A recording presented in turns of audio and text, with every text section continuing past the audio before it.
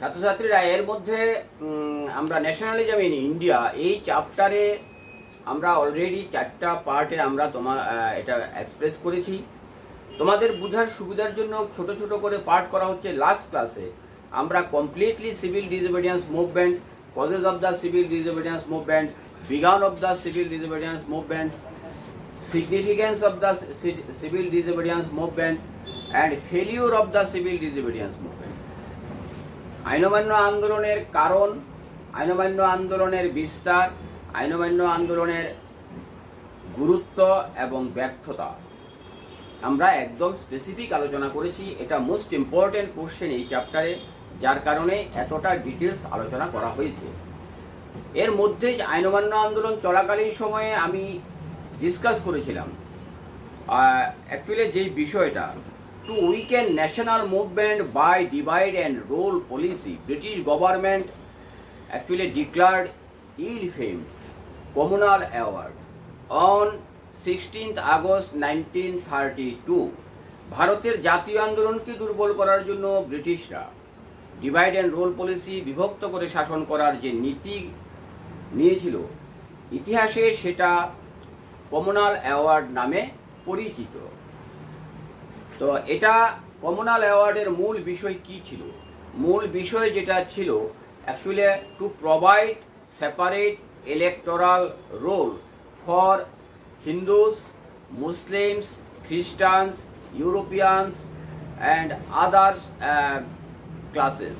প্রত্যেকটা ধর্মের লোকের জন্য পৃথক নির্বাচনী ব্যবস্থা, এটা একটা প্রধান সত্য ছিল। Not only that, the act also divided Hindu society into two classes, upper class Hindus and lower class Hindus. Totally ভারতবাসীকে এবং জাতি এবং ধর্মে বিভক্ত করার জন্য এটা করা হয়েছিল। তো যার কারণে এর বিরুদ্ধে মহাত্মা গান্ধী আন্দোলন শুরু করেছিলেন, অনশন আন্দোলন শুরু করেছিলেন। জারবেদা জেলে তিনি 21 দিন 21 days কন্টিনিউড হিজ মুভমেন্ট, যেটা আমরা ইতিহাসের থেকে তোমরা পেয়েছ যে তিনি জেলের মধ্যে তিনি ফাস্টিং করছেন, যে তিনি কিছু গ্রহণ করছেন না। এই পরিস্থিতিতে জাতীয় নেতৃবৃন্দ উদ্বিগ্ন হয়ে পড়েছিল, যার কারণে অনুন্নত সম্প্রদায়ের যে নেতা বি.আর. আম্বেদকরের সাথে আলোচনা করছিলেন যে একটা নিগোসিয়েশন করার জন্য, যে অনুন্নত সম্প্রদায়কে জাতীয় আন্দোলনে সামিল করার জন্য, জাতীয় কংগ্রেসের সাথে একটা আন্ডারস্ট্যান্ডিং গড়ে তোলার জন্য একটা আলোচনা চলছিল। অন্যদিকে বি.আর. আম্বেদকরও দেখলেন যে মহাত্মা গান্ধীর জীবন বিপন্ন অবস্থায় আছে, তার জীবন রক্ষা করার জন্য একটা চুক্তি করা প্রয়োজন। আর আদারওয়াইজ যে আমাদের ন্যাশনাল মুভমেন্টকে ব্রিটিশরা কমনাল অ্যাওয়ার্ডের মাধ্যমে যেভাবে ডিভাইড করে দিচ্ছে, যেভাবে উইক করে দিচ্ছে, এখান থেকে বেরিয়ে আসতে গেলে একটা ঐক্যের প্রয়োজন। সেই জাতীয় স্বার্থে, for the interest of the national movement, B R. Ambedkar and depressed class and upper class Hindu came forward and sign Poona pact in 1932 in favor of upper class Hindu or Congress, Madan Mohan Malabya, Rajendra Prasad, and in favor of lower caste, B.R. Ambedkar, Srinivasan signed the Pune Pact। এই পুনা প্যাক্টের main subject matter কী ছিল? পুনা প্যাক্টের main subject matter ছিল যে depress class যারা আছে তাদের facility provide করা হবে in future.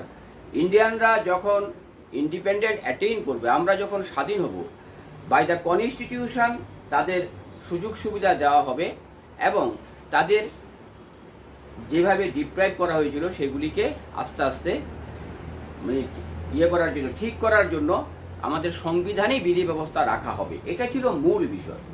তো এই বিষয়ের উপর ভিত্তি করে পুনা চুক্তি স্বাক্ষরিত হয়েছিল। তোমরা এখন জানো যে আমাদের কনস্টিটিউশনে SC ST সংরক্ষণ রয়েছে। এটার ব্যাকগ্রাউন্ড ছিল এই পুনা প্যাক্ট। এটার একটা ভিত্তি ছিল যে তাদেরকে যে দীর্ঘদিন যাবৎ ডিপ্রাইভ করা হয়েছিল, তাদেরকে যে আনটাচেবল হিসাবে ট্রিট করা হয়েছিল, মহাত্মা গান্ধী তাদেরকে হরিজন হিসাবে আখ্যায়িত করেছেন। তো এই অবস্থা থেকে তাদেরকে মুক্তির জন্য, সামাজিক ঐক্যের জন্য, আমাদের ন্যাশনাল ইউনিটির জন্য এটা প্রয়োজন ছিল। এই প্রয়োজনীয়তা ডিপ্রেস ক্লাস লিডাররা এবং আপার ক্লাস লিডাররা সকলেই কিন্তু উপলব্ধি করেছিলেন, কিন্তু ব্রিটিশের কমিউনাল অ্যাওয়ার্ড পলিসি সেটাকে রূপায়িত করতে বাধা দিচ্ছিল। এই পরিস্থিতিতে ব্রিটিশের কমিউনাল অ্যাওয়ার্ডকে ব্যর্থ করে পুনা চুক্তি স্বাক্ষরিত হয়ে গেল।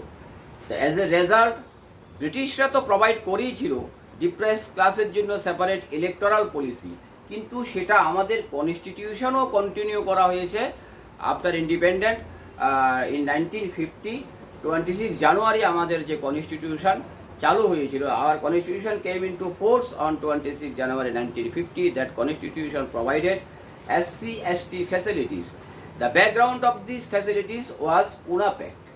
পুনা প্যাক্টে যে চুক্তি হয়েছিল, ব্রিটিশরা তো কমিউনাল অ্যাওয়ার্ডের মাধ্যমে সেই ফ্যাসিলিটি প্রোভাইড করেছিল, কিন্তু সেটা ব্রিটিশরা যাওয়ার পরেও আমাদের সংবিধানে সেটাকে আরও সুন্দরভাবে প্রোভাইড করা হয়েছে। এটা হচ্ছে পুনা চুক্তির মূল বিষয়বস্তু। আমরা কমিউনাল অ্যাওয়ার্ডের যে মূল বিষয়বস্তু এটা আমরা ডিসকাস করেছি। পুনা চুক্তি কী অবস্থায় হয়েছিল এটা আমরা ডিসকাস করেছি। আর এই চ্যাপ্টারের লাস্টলি যে জায়গাটা রয়ে গেছে সেটা হচ্ছে what factors led to the growth of nationalism. এই যে ন্যাশনালিজম চ্যাপ্টার আমরা পড়লাম, তো ভারতবাসী ব্রিটিশ শাসন থেকে মুক্ত হওয়ার জন্য এই যে দলে দলে কংগ্রেসের আন্দোলনে মহাত্মা গান্ধীর নেতৃত্বে সামিল হয়েছিল, কি ফ্যাক্টর কাজ করেছিল, কোন কোন ভাবনা থেকে মানুষের মধ্যে জাতীয়তা বোধ জাগ্রত করতে সাহায্য করেছিল। তো স্বাভাবিক কারণে সেখানে আমরা আমাদের রাইটার্স ফিলোসফার্সদের কন্ট্রিবিউশন আমরা আলোচনা করব, যেখানে প্রথমে আমাদের বলতে হবে বঙ্কিমচন্দ্রের আনন্দমঠের কথা, যেখানে বন্দে মাতরম ধ্বনি আমরা আমাদের জাতীয় ধ্বনি সেটা আনন্দমঠ থেকে আমরা নিয়েছি।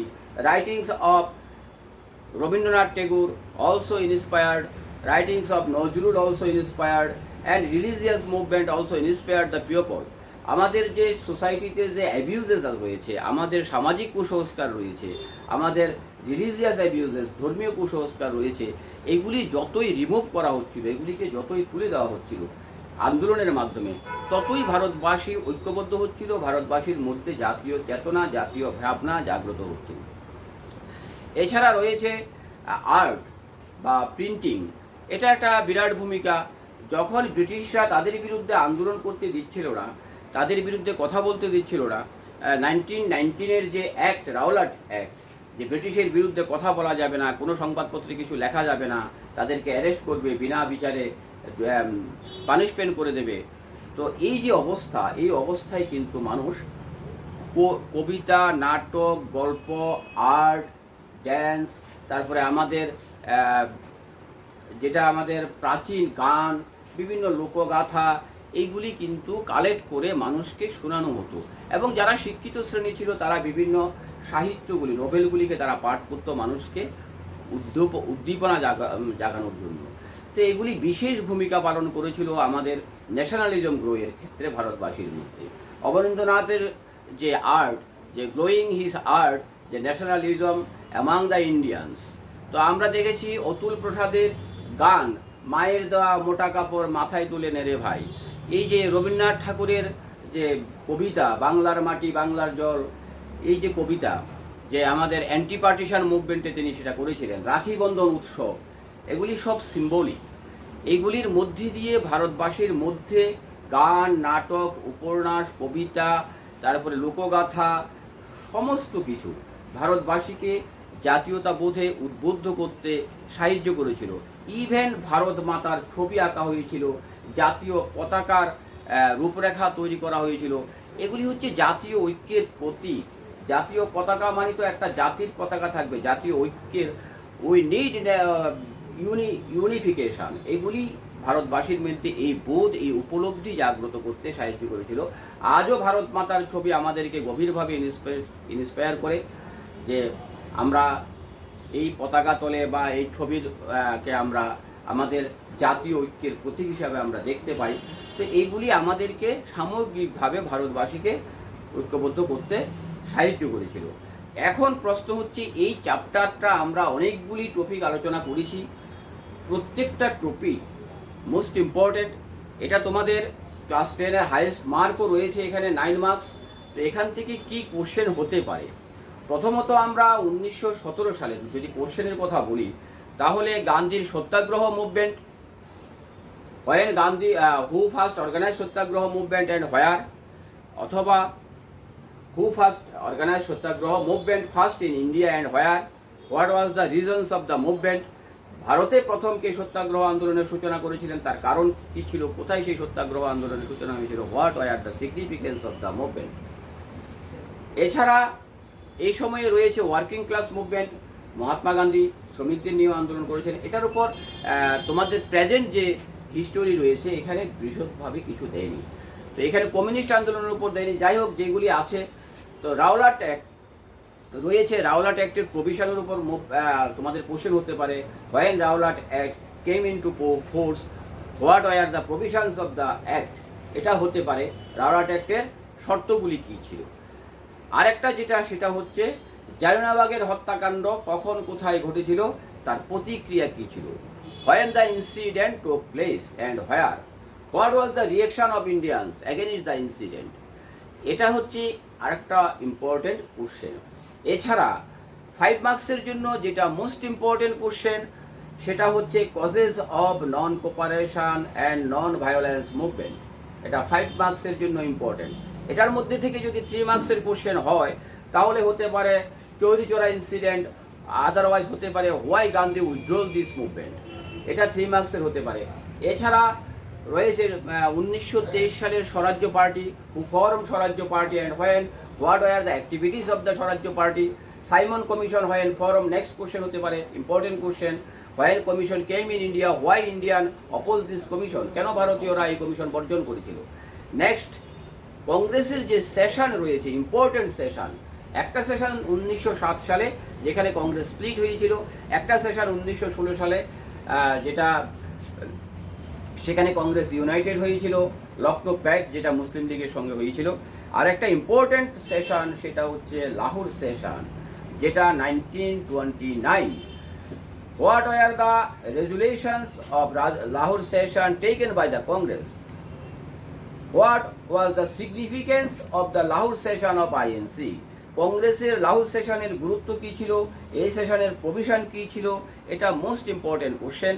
আর 5 মার্কসের জন্য আরেকটা important, causes of civil disobedience movement, আইন অমান্য আন্দোলনের কারণ।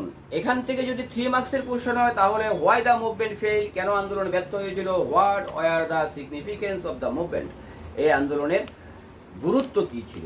এইগুলি হচ্ছে at a glance most important question. এছাড়া রয়েছে communal award, who declare communal award and when, what were the provisions of the award, why the award declared, এটা হতে পারে। আর শর্ট কোশ্চেনের জন্য পুনা প্যাক্ট, এগুলি তো আছেই। আর what factors led to the growth of nationalism in India, last যে পার্টটা তোমাদের চ্যাপ্টারে রয়েছে, আমাদের মধ্যে জাতীয় চেতনার উদ্ভাবনে কি কি বিষয়গুলি সাহায্য করেছিল। এই হচ্ছে totally at a glance question. আমি যা বলেছি কোশ্চেন এখান থেকেই হবে, তোমরা বুঝতে পারবে কোশ্চেন হাতে পেলে, এর বাইরে কোনো কোশ্চেন হবে না। তোমরা এনশিওর থাকো, তোমরা নির্বিঘ্নে এই কোশ্চেনগুলি তোমরা আত্মবিশ্বাস নিয়ে শেখো। সকলকে ধন্যবাদ।